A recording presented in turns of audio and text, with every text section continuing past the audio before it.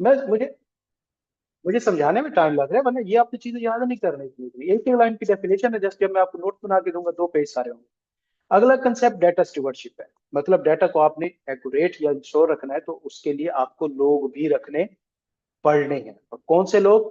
वो लोग जो उस डाटा की सिक्योरिटी के लिए क्या हो, रिस्पॉन्सिबल। और ये कंसेप्ट क्या कहलाता है? डाटा स्टूवर्डशिप। हम पहले कर चुके हैं, जिसके अंदर एक डाटा ऑनर होता है और दूसरा डाटा, हाँ जी, हाँ, एजेंट्स होता है।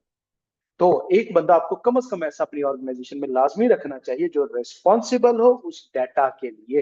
तब ही वो कोशिश करेगा कि डाटा सिक्योर रहे। अगर कोई रिस्पॉन्सिबल नहीं है तो क्या डाटा सिक्योर रहेगा? नहीं रहेगा। तो data stewardship complement data governance by assigning individuals data stewards agents to oversee the data to data day to day management of data assets. Steward act as liaison का मतलब क्या होता है? Bridge between IT and business unit, ensuring data policies are implemented effective. कि भाई जो data स्टूवर्ड्स होते हैं, ये गैप फिल करते हैं, ब्रिज बनते हैं। जैसे डाटा किनके पास होगा? सारा सिस्टम आईटी वालों के पास होगा, लेकिन उसे यूज आईटी वाले कर रहे होंगे क्या? बाकी डिपार्टमेंट कर रहा होगा। तो इनके दरम्यान में डाटा ट्रांसफर होना है, तो ये किस चीज ने इंश्योर करना होता है कि डाटा ट्रांसफर जो है वो सिक्योर हो? डाटा स्टूवर्ड्स। रिस्पॉन्सिबिलिटी क्या है? पॉलिसी इंफॉर्मेंट, जो ऊपर से मैनेजमेंट ने, टॉप मैनेजमेंट ने जो पॉलिसीज दी हैं और प्रोसीजर्स दी हैं, उनको इम्प्लीमेंट करना। अगर किसी किस्म का कोई इशू आ जाता है डाटा की क्वालिटी के अंदर, डुप्लीकेशन आ जाती है, किसी स्टूडेंट का रिकॉर्ड नहीं मिल रहा, तो उसको रिजॉल्व करना। और अगर कोई जूनियर इंप्लॉयज आते हैं, नए इंप्लॉयज आते हैं, तो उनको उसने ट्रेन भी करना होता है। और उसने मेटा डाटा मैनेजमेंट भी करनी है। मेटा डाटा का मतलब क्या है? डाटा अबाउट डाटा, मतलब इंडेक्सेस बना के रखना, लिस्ट बना के रखना, फोल्डर बना के रखना, ताकि इजीली डाटा आइडेंटिफाई हो और एक्सेसिबल हो।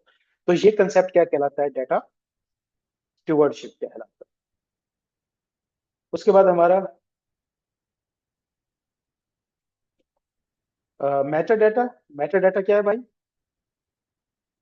डाटा अबाउट डाटा, तो आपने मेटा डाटा को भी मैनेज करना है। मतलब जो इंडेक्सेस हैं, टेबल ऑफ कंटेंट्स हैं, जो लिस्ट है, फोल्डर है, वो भी तरतीब के साथ होने चाहिए। बाजू का डाटा तो बहुत ज्यादा होता ही होता है, मेटा डाटा बहुत ज्यादा हो जाता है। एक कंपनी, एक लाइब्रेरी है, उसके अंदर मिलियंस ऑफ बुक्स होंगी, तो उनकी टेबल ऑफ कंटेंट्स भी कितनी होगी? मिलियंस में होगी। तो उनको भी तो किसी ना किसी तरतीब में होना चाहिए, रजिस्टर में होना चाहिए। तो Meta data about data provide context that enhance data usability and governance. Meta data management involves creating, storing and maintaining metadata to support data discovery, lineage, trading and compliance. metadata की management क्या है? कि वो भी आपने proper folder या तो alphabetic order में रखें या न्यूमेरिक ऑर्डर में रखें, किसी न किसी तरतीब के अंदर हो, ताकि डाटा को आसानी से आइडेंटिफाई किया जा सके, एक्सेस किया जा सके और यूज किया जा सके। नॉर्मली 3 तरह के मेटा डाटा होते हैं। डिस्क्रिप्टिव मेटा डाटा, मतलब टाइटल्स, ऑथर नेम के हिसाब से आप अपनी फाइलों का रिकॉर्ड मेंटेन कर लें। Structural meta data, how data is organized, मतलब जिस तरह ऑडिट का फोल्डर लेता है, उसके अंदर